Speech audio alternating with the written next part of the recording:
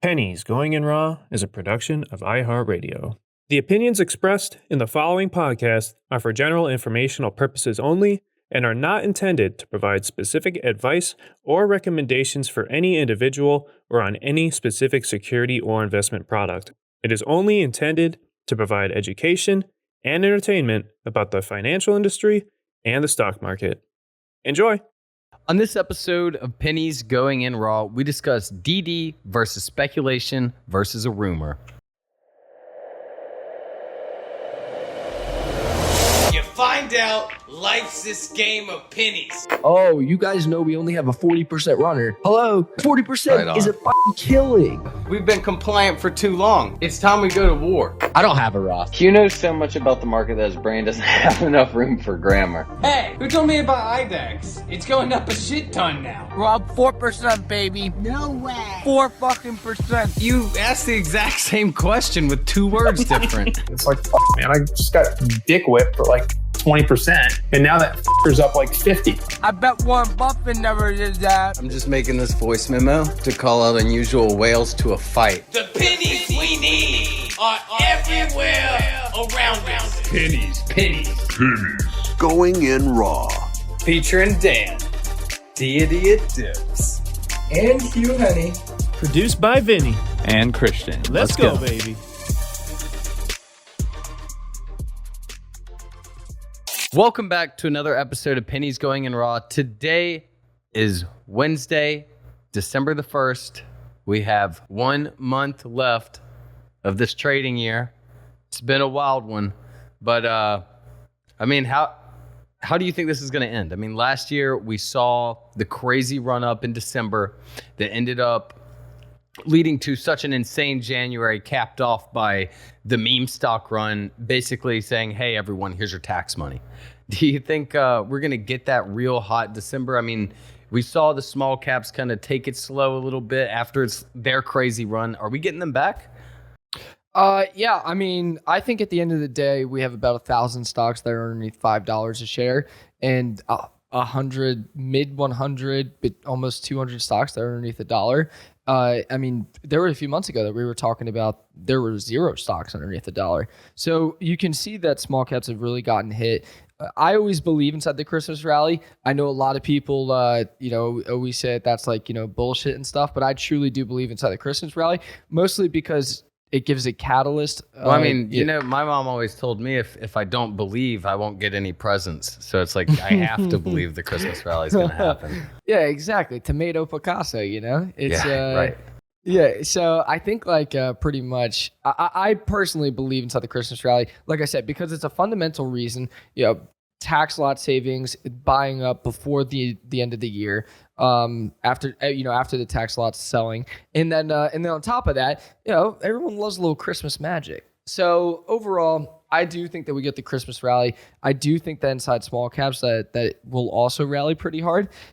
Just because the fact that, they've gotten killed. And so at a certain point, we go from trading, maybe 10 times revenue to only trading, maybe 1 times revenue. And then now you're seeing stocks who, they're only hitting the benchmark on their earnings reports, and they're flying 20, 30% because they're down 84, 85, 90% inside the past few months.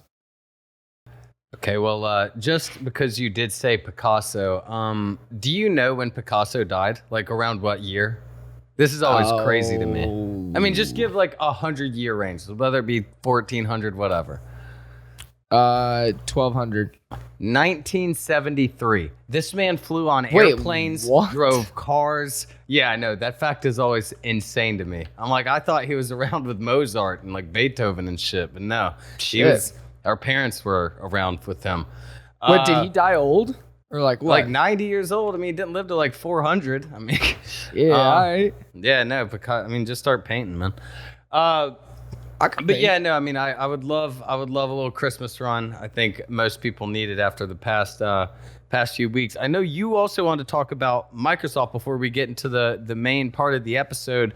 Their CEO just sold half of his position of around $285 million. since he became CEO in 2014, the stock's up 780%. So I feel like he has a little reason, he can justify selling a little bit. And also where he lives in Washington, if you make over 250K, I think their state tax is 7% on capital gains now. So he's got a couple reasons to do it, and still has an absolute ton of Microsoft shares.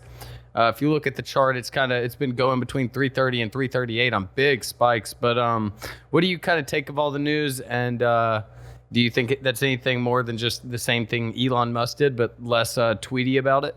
Yeah, first off, diamond fucking hands. All right, what a pansy selling off half his position.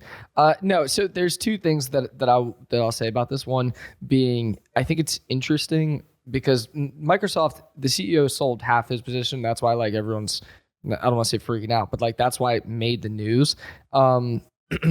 But other CEOs are selling part of their stakes inside their companies, Merck, some of the pharmaceuticals, stuff like that. And I find it interesting, everybody always knows before retail. What I mean by that is the senators and the congressmen and now CEOs. I just find it really interesting Nancy Pelosi. Yeah. I just find it interesting that first kind of, the Fed was sold all their positions. What was it, 2 months ago? And they were like, oh, this is a conflict of interest. And they sell all of their stocks, when the market's up, 140% the past 16 months. And then now you have CEOs selling off. So I almost want to say maybe this is starting to break top in. Yeah, that's what I mean. Obviously we can still go higher and we will go higher. But the thing is that around 500, do we start to question if, because there's a lot of stories, obviously nobody's going to come out and say anything, but I just find it really interesting that the powerful people of the world are selling off their positions. And I mean, listen, the Microsoft CEO, yes, the stock's up 700%. But I mean, he sold 280 million worth. The hell is he buying? I said, with all the new tax shit coming out and everything. But still, I mean, at the end of the day, he going to have he wanted to diversify, man. He wanted to diversify. You're the head of the company. You should be all in. Fuck that. I don't think that's a very smart thing to do. I mean, because you believe in a stock a lot. I mean, you feel like you're the head of a company. You're not. Yeah, but I don't run. Yeah, but see, here's the thing: is that I just can't release a press release or start making cars and shit. Microsoft. Well, maybe he feels like a $2.5 trillion market cap is a little high.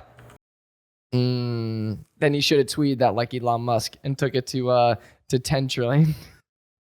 Jesus Christ, that is a wild move. But I mean, something to think about. But, all these big dogs selling stocks between him and then Elon. But, it's just diversifying, man. Maybe he wants to do some small caps with us. He just needs to free up some cash. I could give him a few good small caps. Yeah? Yeah, bro. I could send a few this way. No, but it'll be interesting because, like I said, is that this is definitely talking more broad. But, the big boys are selling, so we'll see what happens. All right, well, the main topic of this episode is DD versus speculation versus rumor. I mean, it's an issue you see on Twitter a lot because, I mean, DD is one thing. And if you really want reliable DD, you got to do it yourself. And then you got to think about, hey, speculation and rumor. Speculation leads to rumor, and sometimes it gets out of control. I mean, it may start as, hey, UAVS is making drones. That's a fact. And then you'll be like, okay, well, Amazon is looking for drones. You can speculate that Amazon will, buy out UAVS. Well, then, the rumor gets around that UAVS is saving the Amazon and now they're doing shit in South America. Shit gets fucking confusing fast sometimes, especially when social media is involved. So I think maybe going into how not to get caught in the rumors and not how to over leverage yourself or overdo it on just a speculatory thing. So the biggest thing to note is that everything is speculation and everything is a rumor until, it hits the newswire, because that would be insider trading, obviously. So I think that that's really important to note because it's really easy. And there's a really thin line between, speculation, which is like, hey, Dan and I are both dudes. Amazon is also like the number one and the number two are both dudes. Like they have to be working together. That is a terrible example. I'm just saying that that's not what speculation is. I'm saying that that's a rumor, if it's like you see an Amazon package behind me, two dudes, but then there's the other thin line where what if I worked at Amazon for 25 years and I was Bezos's roommate and what'd you do? And you were an Amazon worker and then you went to Microsoft and then you helped build stuff for Amazon. You know what I'm saying? There's a very thin line between speculation, rumor, and good DD. And at the end of the day, it all comes down to managing your risk because that's going to be the most important thing by far. So I think the main thing I think we need to go over is how to kind of avoid the speculation and the rumors and get kind of it for yourself. So if you see speculation, sort of like what we saw last year with the UAVS and Amazon, or even with Fisker and Apple cars. Hey, Apple's releasing an electric car. There's this electric car, and you got Henrik Fisker tweeting out fucking Apple emojis. You get all that, and even in this day and age where social media, where even the CEOs will play into this shit. At what point do you have to say, hey, am I being ran amok? Am I being run astray? Am I being fooled? And that's that's one of the biggest things now about the rise up of social media is that CEOs are all over Twitter and stuff, and they're propping up, and even to a certain degree, Elon Musk, even to a certain degree, he's slick with it. He does to a certain degree maybe not now, but in the beginning was propping up Tesla and was always giving hints and stuff. And those didn't always come to fruition. And so with all let's take AHT, for example, the CEO was tweeting every day, multiple times a day, and it got investors excited and they loved the engagement and all that. And then they did a reverse split. It's little things like that where, CEOs are really playing into this, and it makes it a lot more difficult to not, as we say, drink the Kool-Aid. Because it's one thing when you're looking at different filings and stuff, and you're connecting a few dots. That's one thing. But then when you have someone from inside the company, especially let's take the CEO, kind of feeding into that, that's where it makes it so damn hard because you want to believe. But at the end of the day, they're looking out for their own interest. They're trying to prop up the stock for any number of reasons. And it's just important to understand that, I have a sticky note that says, a CEO is the top cheerleader. That's all he is. He only cheers when it's good, and he doesn't break up with you until he basically has to, until you're going to find out anyway. So now that being said, you can also have a CEO who downplays too much and doesn't get investors excited. So I think that pretty much the best way to handle most CEOs and even most investor decks, stuff like that, is that if there's no time, one of the biggest things that goes into my DD and timelines and all that different stuff my different swings and stuff in my matrix is the timeline, because the timeline is important because I can stick that to them.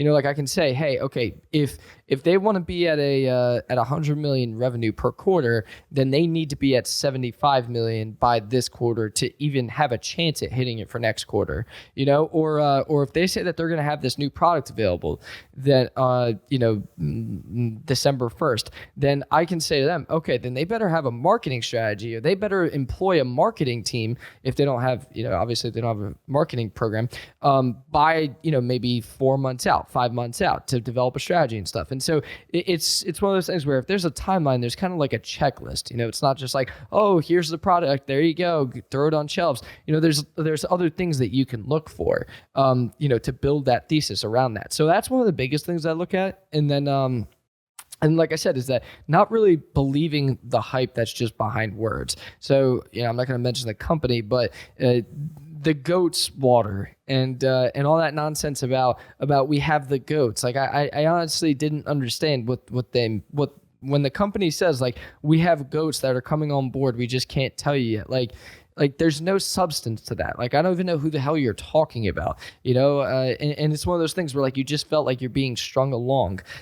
That's one of the hardest things. So I always try these rumors really hit the people that have like these get rich quick mentality because you want to believe that Tom Brady will be fucking shotgunning next level water at the Super Bowl halftime show.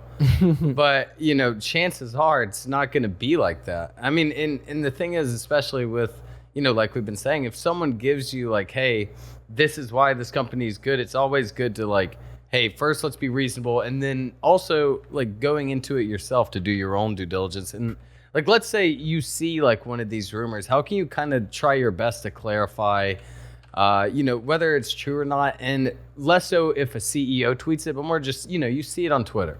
Someone says, hey, this is going to go to 20. Here's why, blah, blah, blah. Yeah.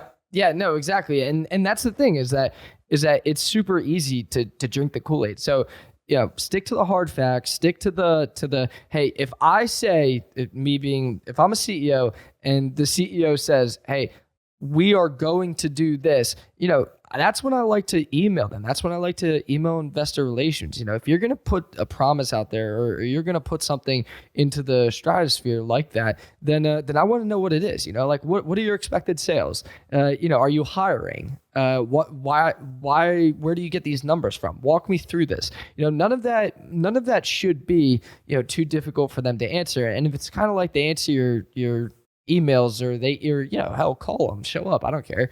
And if they can't really give an answer, then a little red flag should be going up, because at the end of the day, I think I talked about one of my biggest losses this year was we may potentially in the future might have top line data. And it's like, what does that even mean? Like you're just talking in circles. So that's the biggest thing really when it comes down to it is that there's how things are said and how things are. And at the end of the day, if there's no concrete evidence, because that line is so thin between, rumor, DD, speculation, like that's really like blurred because you don't know, because you're not supposed to know, but you can pick up those breadcrumbs. Like I think it was, and this was impossible to know, but I think it was last time that Tesla did a reverse split, Elon Musk tweeted it out at like 8:10 or something, and then August 10th he announced like the reverse split, and there was like other connections and stuff like that. But like my point is that that could have also just been a coincidence. Like nobody knows. So that line is so thin. So at the end of the day, manage your risk. Always have a plan with this shit, and just continue to build the thesis. Like you shouldn't be 70% of your portfolio into something because a CEO tweeted out that they have goats that are going to drink the water at halftime. At the end of the day, like you need to build up a thesis around that. And at the end of the day, if your thesis is just based on a few points or based on, a hope and a dream, then you're probably going to get smoked. Yeah, and another beautiful thing about the speculation and rumor, though, that you can think about, not always be like, this is a bad thing, and we kind of mentioned it last week, is the buy the rumor, sell the news. And speculation can lead to these run-ups, even if it's not real. The news could be like, hey, this shit was never happening, But at the same time, that can still lead to everyone getting excited the same way it might have gotten you excited. Like at the same time, this news may never come out, but as long as people are going to think it is, you can take that to your advantage too. If you see people, hey, if people believe they're going to have 44, Serena Williams and shit like on board, you might as well just try and play your hand at it. Yeah. I'm all for, trading into hype and stuff. I mean, I think it's great. I mean, one of the best strategies out there is shorting a company that goes on different financial networks and stuff that like for instance, like I remember the NFT craze, and it was a certain show or whatever had an NFT CEO on, and basically he didn't say squat, and the stock went from like up 12% to down 5% on the day. Like that was a no-brainer. Like, once the interview was over and I was like, that was it. There's no reason for this thing to be up 12%. The CEO didn't say anything. So it comes down to, really just being cognizant, building the thesis and not getting over biased one way or another. I mean, there's been plenty of times where like I've talked myself out of trades that were just like, hey, dude, like they're going to release this product on December 1st. This product's going to bring in $200 million a year. They have $100 million in cash. Like they're fine. And I've talked myself out of certain like, you know, I don't want to say layup, but certain layup trades for being, you know, trying not to be biased to the long side. And but then on the same token, you know, there's been more times than I want to admit that I'm sitting there on the other side, super long bias, like, you know, ready to get like a 10,000% gainer on one individual company, stuff like that. You know, it's specifically having to do with court cases, because a lot of people believe that, you know, especially with court cases, if the stocks got hit because of a court case, you know, people usually believe that if the company's in court, then they have a chance to win. So that's one of the ones where like I usually see people get smoked the worst, because that's something where you can pin it on your head. Like it comes down to like he said, she said in high school. And that's the thing is that it's more of like most of the time what I've noticed is it's more of like a coin toss, if anything, with those different things. But from the trading perspective, as Dan was saying, you know, yeah, trade the hype, you know, but don't swing it, you know, take your meat of the move and be out before everyone else. You know, like JP Morgan, whatever, or I think it was Ray Dalio or JP Morgan, said, I think it was Jamie Dimon, said, you know, I made a fortune selling too early or something. And with something where, you know, your thesis is only like, I'm joining the hype for this 5%. Great, join the hype for that 5%, but be out before everybody else tries to get out. Done. Yeah, and another thing to kind of, for a, you know, low risk, but still have the reward on the table, you see these rumors, you're like, hey, I don't know if I want to hop in, whatever.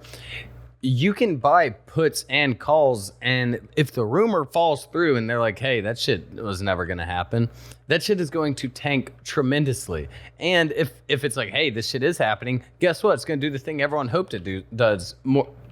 Was hoping it would do more than likely. So you kind of have that wiggle room with, you know, obviously I'm not telling you put a lot of fucking money in random puts and options and calls for this, but, you know, it's a decent strategy where you can still kind of get some cash out of it and, you know, not really have to worry about it. You think about like Lucid, whenever it was at 60, I mean, crazy, it's back there now.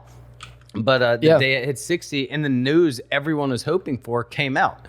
And what happened? Tanked down to like 40 that day. Yeah.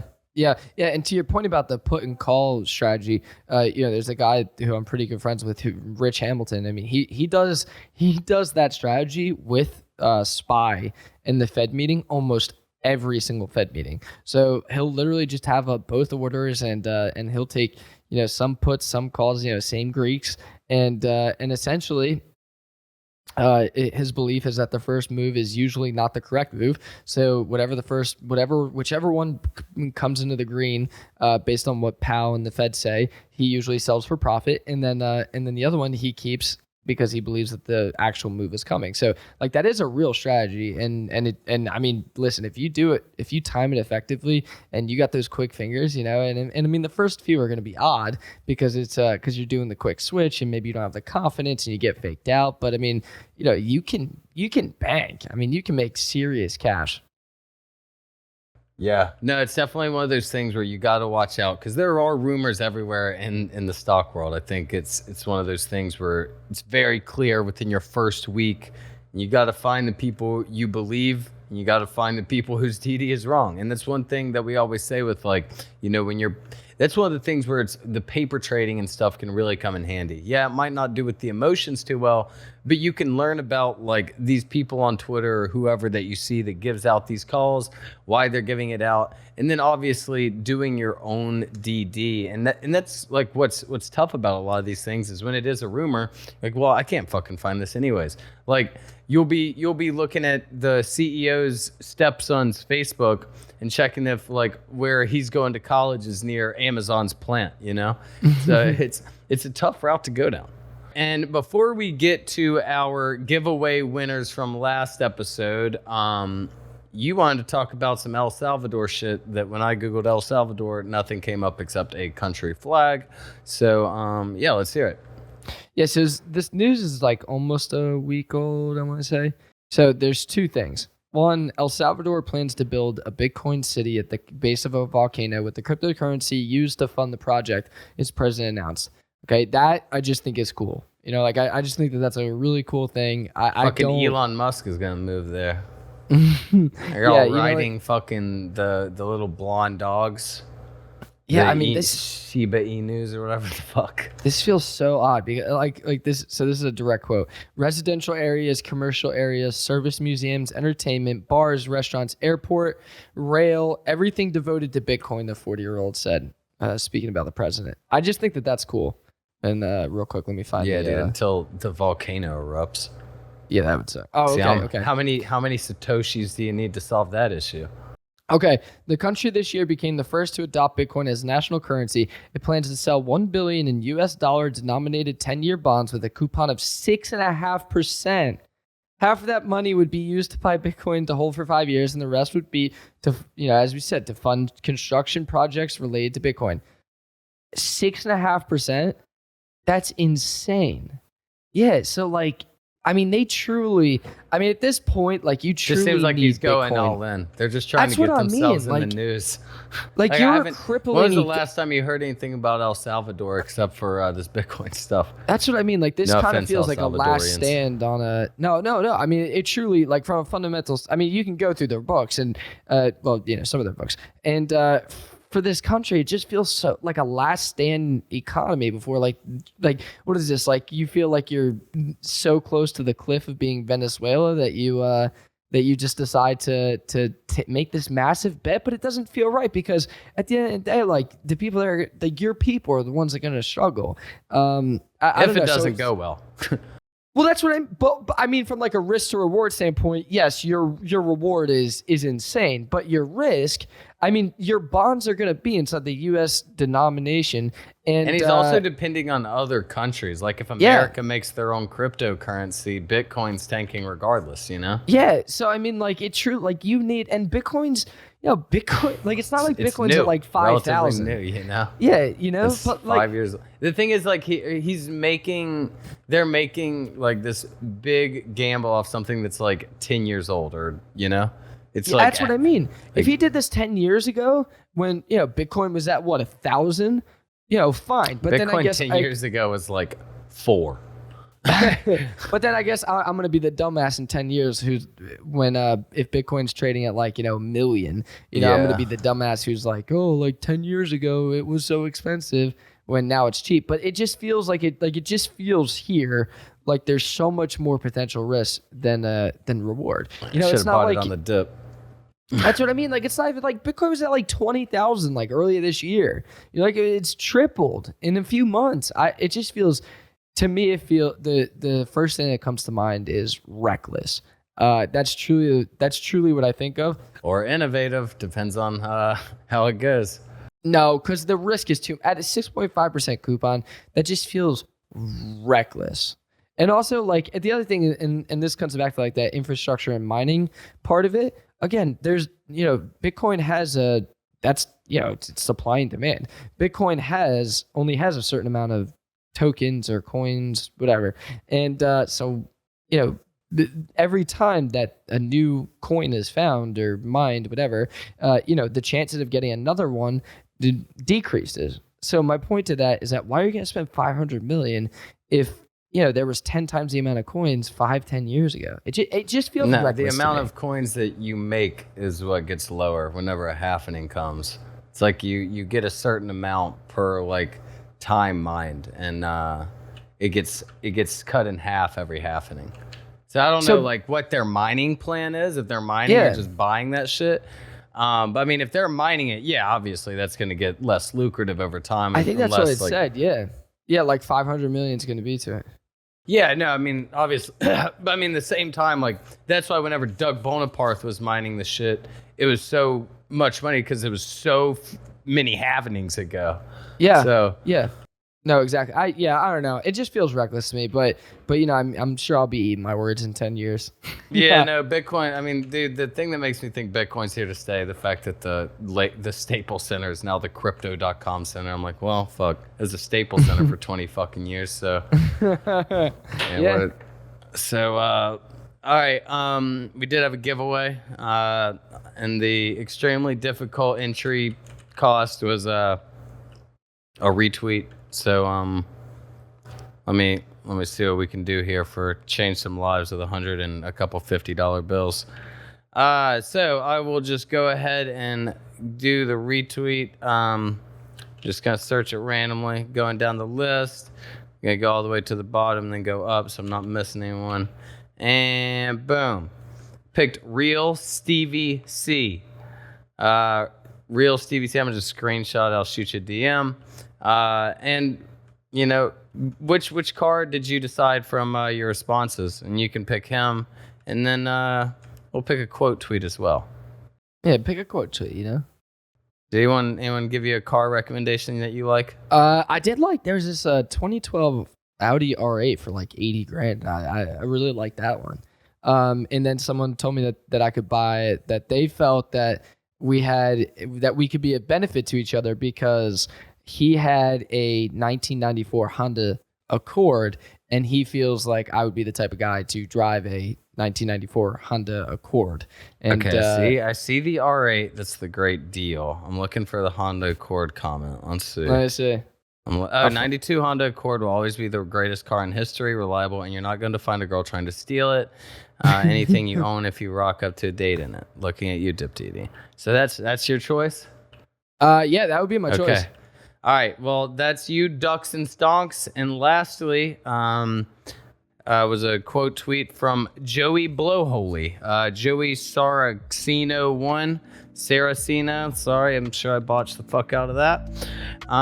Yeah, and you guys shoot some DMs. The first one, Stevie, you'll get the 100. Another two will get the 50s.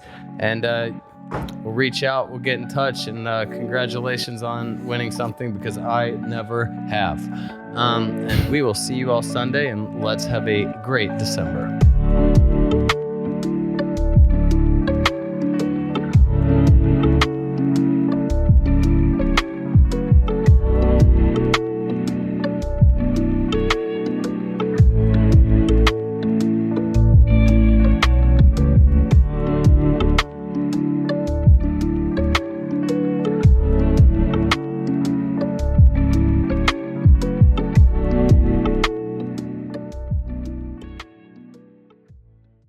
Pennies Going in Raw is a production of iHeartRadio. For more podcasts from iHeartRadio, visit the iHeartRadio app, Apple Podcasts, or wherever you get your podcasts.